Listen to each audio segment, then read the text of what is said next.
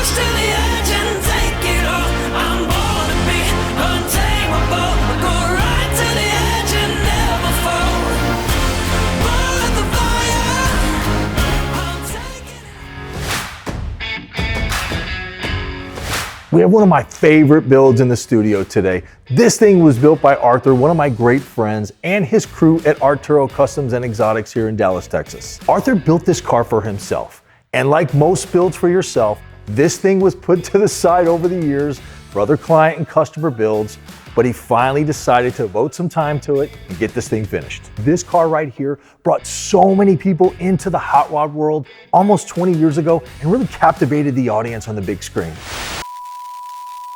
Intro, scene 5, take 1. Oh my God. This is the 3rd episode. We're still struggling.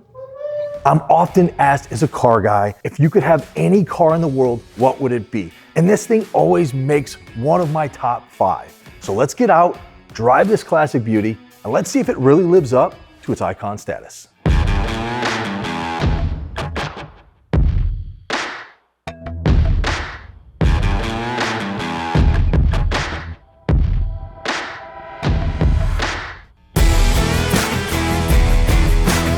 I've been excited to test this vehicle for a very long time. And if you're wondering, yes, I'm wearing sunglasses, and I usually don't do that, and I don't like when people test cars with sunglasses, but it's so sunny here, and these drives have been burning out my retinas, so just bear with me. If you want to comment below or hammer on me, that's fine. That's okay. At least I'll be able to see them to read the comments. So, you know, this car is iconic, like I said in the beginning, and I've been looking forward to testing this thing for a very long time. This build took almost 10 years to do, and not because that's how long it takes to build a car like this. Arthur, the owner, he's an exotic and hot rod dealer, but he also builds cars on the side. And I say that on the side because he has his own team building cars for him now. And this is one of the first cars that he's completed out of his new shop. He's got a lot of great stuff in the works, but this thing is a labor of love, and he hand selected every single part on this car to make it special, and it absolutely works. The first impression right away is the suspension. It's got a Mustang 2 style front end on it. It's got all the new goodies. Shock towers have been removed. It's got a big beefy Ford 9-inch in the rear. Coilovers front and rear, and they're sorted. The rack is really nice in this car. It's got a real fast steering rack in it. So you really have to be careful not to oversteer this thing, because it'll oversteer fast. So where you point it, it goes, and it goes fast. Also, the brakes are good. They're Wilwoods, of course. We talked about that in the last episode, that they're really kind of the staple in this car. You hear it, right? You hear that noise. Of course, it's got a 5.2 liter Illuminator from Ford, and I believe it's still one of the highest horsepower rating crate motors that Ford's ever done. It's really based heavily off the GT350 Mustang. The transmission that it's made it to is a Tremec TKO 500. Now, that transmission was never built to handle 600 horse. So this thing's been beefed up to handle the horsepower. I don't know which shop or if he had Tremec do the modification specifically, but it works. It's got a McLeod dual clutch in it, and it feels really nice. The car's got about 1,200 miles of shakedown miles, and I think almost 300 of those are mine. So the clutch is seated really, really nice. It's not too heavy like they are when they're new, and it's not losing traction like they do when they're worn out. It's just kind of getting to the sweet spot, so it hooks really, really nice.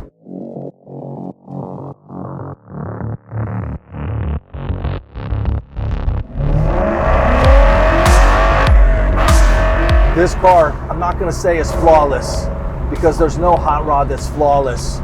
But what I will say is that the car is absolutely worked out. There's no rubs on the suspension. It's got a really nice full lock-to-lock on the steering. It's got a great wheel and tire setup. It's got Mickey Thompson's on it. As far as a drag radial, it doesn't get much better than Mickey Thompson. As we drive a little bit, this tire will heat up, give us a little bit better traction. We're gonna clear all these Lance Armstrongs here, turn around, and then we'll get after it. Once again, we're on the street, so we gotta be careful. Got a little water here. Gotta let these tires dry off. You probably heard this motor really wake up, and you heard me let the revs build a little bit. You know, this motor's got some decent torque down low. When this thing hits 4,500, 4,800, 5,100, the motor really comes alive in this thing. And it was made to do that. Peak horsepower in this car comes at 7,800 RPMs. It makes 585 at 7,800 RPMs. And the rev limiter set to 8,000. So this thing is still really pulling hard all the way up from really 4,500 on. Slow down a little bit, scrub second.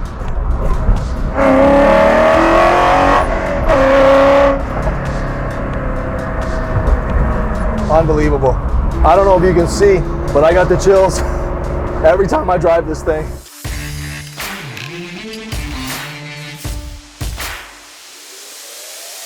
We're gonna turn around here, go back, do a little bit more running if we can.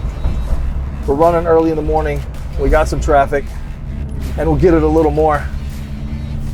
Now, the car's gonna track straight, because I've hammered on this thing a couple of times. Don't get any wheel hop. Here we go. I'm kind of nervous. The revs up a little bit. Slip the clutch.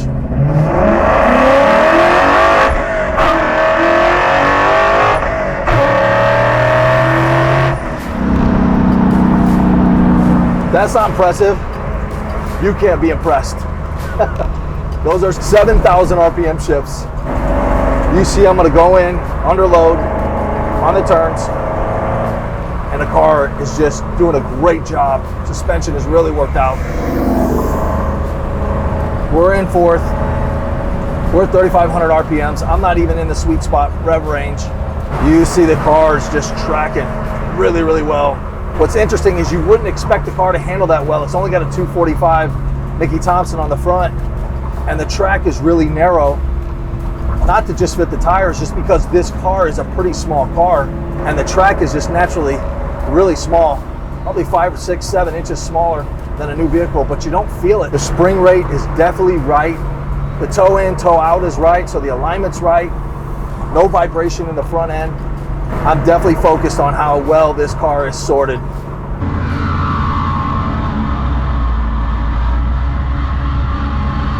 You saw me drive the Mustang. I said it was indestructible. Damn. Unfortunately, I broke the power steering pulley on it. It came loose, bearings went bad, and they had to change it. So they're fixing it today. I'll get it tomorrow so I can finish the episode, but I guess maybe I spoke too soon. So she's not indestructible. I did break her. I don't know if it was really my fault. Maybe it was an engineering thing, but either way, I'll get it back. We'll finish it, and then we'll finish the episode. Man, that thing was a blast to drive. And one of the first things you notice as soon as you walk up on this car is the fit and finish. This thing's got thousands and thousands of hours sanding to make this thing laser straight, and it absolutely shows. This is not a $500 Mako paint job. Now, I said during the drive, this is not a Riddler contender, but this is a great car, and the fit and finish jumps out at you right away. So the suspension is really dialed on this thing. It's got a Mustang 2 style front end on it. It's also got a big Ford 9-inch in the rear, and it's got Willwoods all the way around. And it all really works together. I usually don't give a special shout out to the interior, but it works in this car, and it's a very simple interior. It's laid out correctly. It really just complements what came from the factory, just a lot nicer. Let's talk a little bit about, oh, my daughter. Hey, how you doing? Okay, I love you. Now get out of here. Good job. Okay, thanks. I love you. Okay, love you.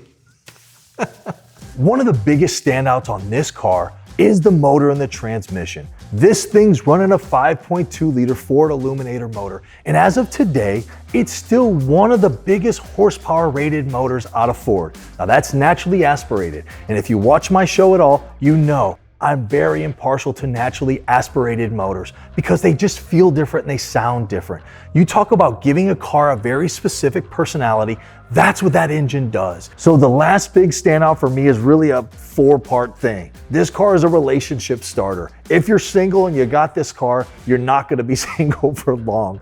This car is also a family reunion starter car. If you post this car on one of your Facebook or Instagram accounts, people in your family are actually gonna be calling you because they're gonna wanna go for a ride, they're gonna wanna hang out with you. It's an instant status car.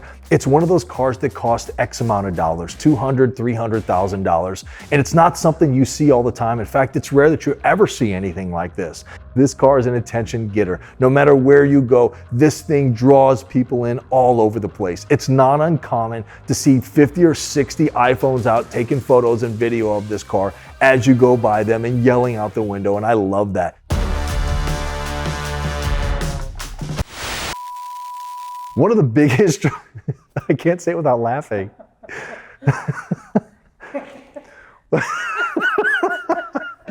Oh shit. Let's jump right into the drawbacks. You knew there was going to be some in this car, and you have to talk about the price tag. You've heard me allude to it a couple of times. This car is anywhere from $200,000 to $300,000. That's a lot of money for any car, much less a hot rod that's gonna sit in the garage most of the time. One of the things that's always on your mind when driving a car like this, you're trying not to damage it. You're trying not to destroy it. This is a friend of mine's car. It carries a hefty price tag, and this is a fresh restoration. I definitely didn't want to destroy it or hurt it in any way before I gave it back to him. Is you couldn't give this car to just any kid on the road. You have to be an experienced adult and really know how to drive this thing. You couldn't hand the car to a bunch of teen. The big question is, would I own this car? The answer is yes. Yes, I would. The week that I had with this thing, it did something to me. It almost rekindled my love affair for this car. It captivated me just like it did the movie over 20 years ago. And that's what hot rods do. They captivate you. They put you in a different place. They make you fall in love with the sounds and the feels. And that's what this car does. I want to give a huge shout out to Frank at Earth Motor Cars. It's where we're shooting today. It's our brand new studio. I don't know how many episodes we're going to shoot here, but I appreciate Frank opening his building and his amazing facility to us here in Dallas, Texas. My last thank you goes out to Arthur from Arturo Customs and Exotics. Thank you, Arthur, for loaning me one of your personal cars and one of the first cars out of your shop.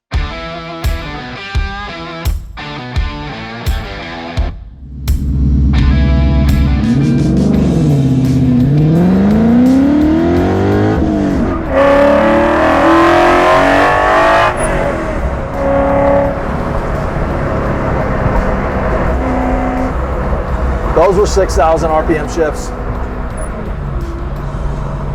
This car's got so much more to give. Grab third, let it build a little. We're gonna head into this corner under load and keep it third.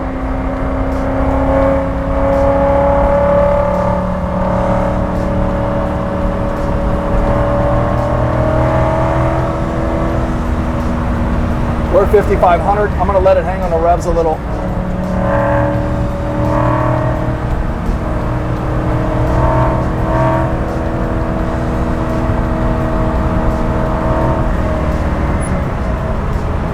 Unbelievable. Nice job on this car, guys. So not only does this car have the absolute cool factor and the wow, the shock and awe, oh my God, that's a 67 GT500, but it's sorted and it's easy and fun to drive.